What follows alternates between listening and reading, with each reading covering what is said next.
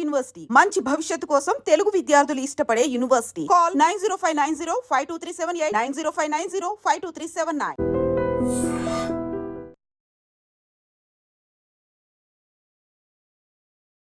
మరోసారి ఒక వివాహిత మరి ఆత్మహత్య చేసుకుందా, లేకపోతే అత్త మామలే లేకపోతే వాళ్ళ హస్బెండే కలిసి చంపేశారా అనేది కూడా ఇప్పుడు పోలీస్ ఎంక్వైరీలో తేలే అవకాశం అయితే కనిపిస్తోంది. యాక్చువల్లీ ఈ అమ్మాయి పేరు వచ్చేసి జాస్మిన్. ఈమె ఖమ్మం జిల్లా వాసి అండ్ ఇక్కడ ఎల్బీ నగర్లో నివాసం ఉంటున్నటువంటి రాజశేఖర్కి 2021వ సంవత్సరంలో అన్ని కట్న కానుకలు ఏవేవైతే అడిగారో వాటన్నిటిని కూడా సమకూర్చి చాలా గ్రాండ్గా మ్యారేజ్ చేశాము అని ఇప్పుడు అమ్మాయి తరఫున తల్లిదండ్రులు అట్లాగే బంధువులు చెప్తున్నారు. అయితే పెళ్ళైన తర్వాత అంటే 2021 మ్యారేజ్ అయితే కేవలం ఒక 4 నెలలు 5 నెలలు మాత్రమే మంచిగా చూసుకున్నారు. ఆ తర్వాత మాత్రం అన్ని విధాలుగా మా అమ్మాయిని టార్చర్ పెట్టడం స్టార్ట్ చేశారు. అన్నిటికీ అనుమానమే. కేవలం ఆ 2 గదుల్లోనే ఆమె ఉండాల్సిందే, బయట బాల్కనీలో కూడా అడుగు పెట్టకూడదు. ఎందుకంటే మా అమ్మాయి అందంగా ఉంటుంది కాబట్టి పూర్తిగా అనుమానం పెట్టుకున్నాడు వాళ్ళ హస్బెండ్, అట్లాగే వాళ్ళ అత్త కూడా. సో ఎవరితోని మాట్లాడినా ఎవరు కనిపించినా అంటే అన్నిటికీ అనుమాన పడేవారు. అట్లాగే నువ్వు కట్నం చాలా తక్కువ తెచ్చావు, కట్నం తీసుకురా, మాకు డబ్బులు అవసరం ఉన్నాయి, మాకు అది కావాలి ఇది కావాలి అంటూ టార్చర్ పెట్టడమే కాకుండా ఆమె మీద చాలా టైమ్స్ కొట్టిన సందర్భాలు కూడా ఉన్నాయి. అయితే ఒక 2 సంవత్సరాల క్రితం ఇట్లనే చాలా పెద్దగా కొట్టడం చేయడం చేస్తే మా అమ్మాయిని మేము తీసుకొచ్చాం. పూర్తిగా గాయాల పాలైనటువంటి మా అమ్మాయికి ట్రీట్మెంట్ చేసిన తర్వాత మేము ఒకటే చెప్పాం, మేమైతే మా అమ్మాయిని పంపించాం, మీ మీద కేసు పెడుతున్నాం అన్న మాట చెప్పిన తర్వాత వాళ్ళ బంధుమిత్రులు అందరు వచ్చారు. కానీ అప్పుడు కేవలం లేడీస్ వస్తే మేము పంపించము, ఖచ్చితంగా మీ తరఫున పెద్దవాళ్ళు ఎవరైనా రావాల్సిందే, వచ్చిన తర్వాత కానీ మేము మాట్లాడి పంపించాం, అప్పటి వరకు మీకు కేసు పెడతాము, విమెన్ వింగ్కి సంబంధించిన దాంట్లో కేసు పెడతాము అని ఖమ్మంలో ఉన్నప్పుడు వీళ్ళు స్పష్టంగా వాళ్ళ హస్బెండ్ వాళ్ళ బంధువులకైతే చెప్పడం జరిగింది. అయితే వాళ్ళు ఒకటే అడిగారు, మా మీద కేసు అయితే దయచేసి పెట్టకండి, ఓకే మీరు అంటున్నారు కదా, మేమైతే తీసుకుపోవడానికి రెడీ ఉన్నాం, మా అమ్మాయి లాగా చూసుకుంటామని నమ్మబలికి ఆ తర్వాత వాళ్ళు ఇచ్చినటువంటి ఒక 4 కౌన్సిలింగ్ ఏవో ఉంటే ఆ 4 కౌన్సిలింగ్కి కూడా ప్రాపర్గా హాజరై అన్ని కౌన్సిలింగ్లు తీసుకున్న తర్వాత వీళ్ళ అమ్మాయిని తీసుకొని వెళ్ళారు. వెళ్ళిన తెల్లవారు నుంచి కూడా సేమ్ అదే ధోరణి, మళ్ళీ అదే టార్చర్ పెట్టడం కొట్టడం చేశారు. ఇంకా ఏమనుకుందో ఏందో మా అమ్మాయి, మరి ఏం జరిగిందో తెలియదు. కానీ నిన్న మొన్న అంటే 2 రోజుల క్రితం నుంచి కూడా మా అమ్మాయి నాతో మాట్లాడలేదు.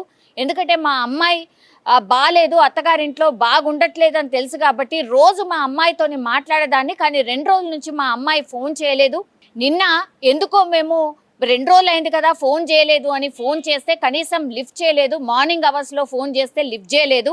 తీరా చూస్తే సాయంత్రమే వాళ్ళ తరఫు నుంచి ఫోన్ వచ్చింది, మీ అమ్మాయి ఇలా చనిపోయింది అని. ఇంకా మేము ఖమ్మం నుంచి ఇక్కడికి వచ్చే వరకు అత్యంత దారుణమైన పరిస్థితిలో మా అమ్మాయి కనిపించింది. వాళ్ళు ఒకటే క్వశ్చన్ చేస్తున్నారు, యాక్చువల్లీ ఉరి వేసుకుంటే ఒకవేళ మా అమ్మాయి చున్నీతోనో లేకపోతే దగ్గరలో ఉన్నటువంటి ఆ శారీనో ఇంకేదో దాంతో వేసుకోవాలి.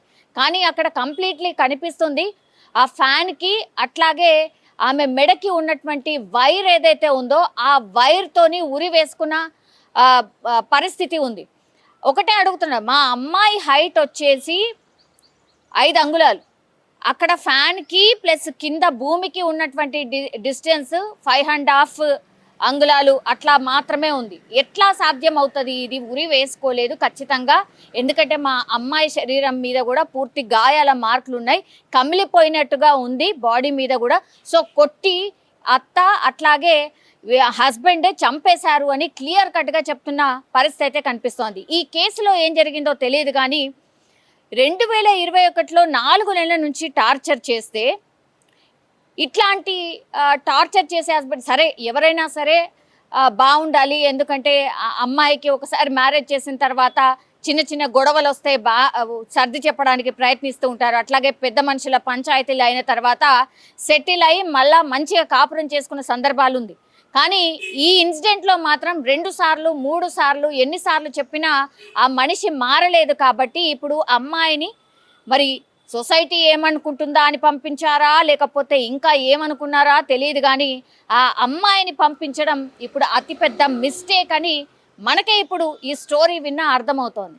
సో పాపం ఆమె ఏమీ చెయ్యలేక, ఒకవేళ చెప్పినా మళ్ళీ సర్ది చెప్పి మళ్ళీ ఇక్కడికే పంపిస్తారు అనుకుందా, ఏమైందో తెలియదు. బట్ లాస్ట్కి వస్తే అమ్మాయి ప్రాణం అయితే పోయినటువంటి సందర్భం అయితే కనిపిస్తోంది. ఈ విషయంలో నిజంగా ఎవరిది తప్పు, మీకు ఏమనిపిస్తోంది యాజ్ ఎ వ్యూయర్గా? కామెంట్ చేసి దయచేసి చెప్పాల్సిందిగా కోరుతున్నాం. నమస్తే సార్, నా పేరు కట్టా సుభాషిణి, మా ఆయన పేరు కట్టా వెంకటేశ్వర్లు. మాకు 2 అమ్మాయిలు. మాకు ఈ చిన్నమ్మాయి, మా అమ్మాయి ఇప్పుడు చనిపోయిన అమ్మాయి, మా చిన్నమ్మాయి. ఆమెకి 2021 సెప్టెంబర్ 1 తారీఖున మేము ఘనంగా బంధుమిత్ర సభ వారంతో ఘనంగా పెళ్లి చేసి పంపించాం సార్. పెళ్లి చేసినప్పుడు బాగానే ఉన్నారు సార్. 4 నెలల తర్వాత నుంచి ఆమెకి టార్చర్ మొదలైంది సార్. ఏ రకంగా అంటే అన్ని రకాలుగా అన్ని వైపుల నుంచి ఒత్తిడి తీసుకొచ్చి మా అమ్మాయిని బాగా టార్చర్ పెట్టారు సార్. డబ్బుల కోసం బాగా ఇబ్బందులు పెట్టారు సార్ మా అమ్మాయిని.